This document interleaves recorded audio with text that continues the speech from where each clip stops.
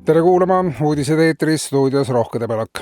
Valitsus annab teada, et hakkab eeloleval nädalavahetusel raha tuulde loopima. Üritus algab laupäeval kell 12 ja loopimiseks kasutatakse ootamatult leitud 800 miljonit eurot. Raha loobitakse tuulde Pika Hermanni tornist kiirusega 100 miljonit eurot tunnis. Esmapilgul võib aktsioon tunduda vastutustundetu, märgib ka peaminister, kuid raha usaldamine tuule hooleks on siiski oluliselt demokraatlikum kui selle suunamine konkreetsele huvigrupile. Kui sündmus läheb korda ja see on rahvale meeldima hakanud, hakkab valitsus raha tuulde loopima iga kuu 10. kuupäeval.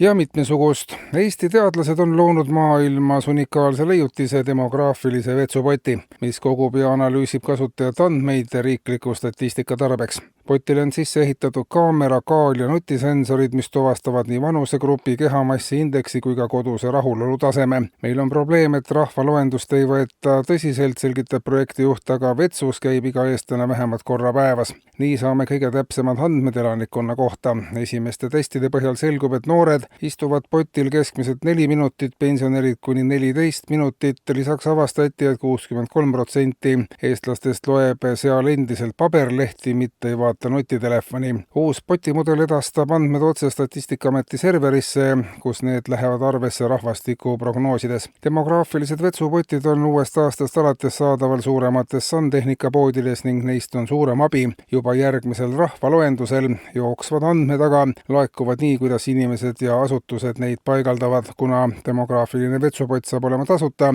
on nende levik tõenäoliselt kiire.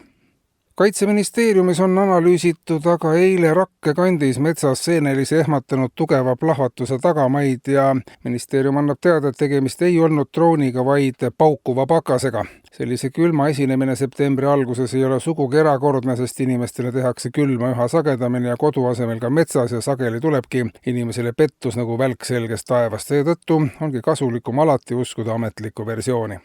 Ja veel üks teade, valitsus teatab, et Toompeal meeleavaldamine muutub peatselt tasuliseks. Ürituse korraldamiseks tuleb osta vähemalt 50-eurone demokraatia pakett, mis sisaldab platsi kasutust ja ühte loosungit vabal valikul. Kallimad paketid pakuvad lisaks ka lavamikrofoni ja võimalusega kutsuda kohale vähemalt üks telekanal.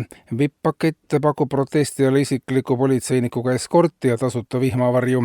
Tasuline demokraatia peaks hakkama riigikassasse tuntavat tulu tooma järgmisel aastal, sest huviteenuse vastu on suur. Kui Toompea lossi esimene plats välja müüakse, siis saab müüki panna ka Vabaduse platsi ja Hirvepargi piketipiletit, teatab vast loodud riigiaktsia seltsi Demokraatia pressiteenistus.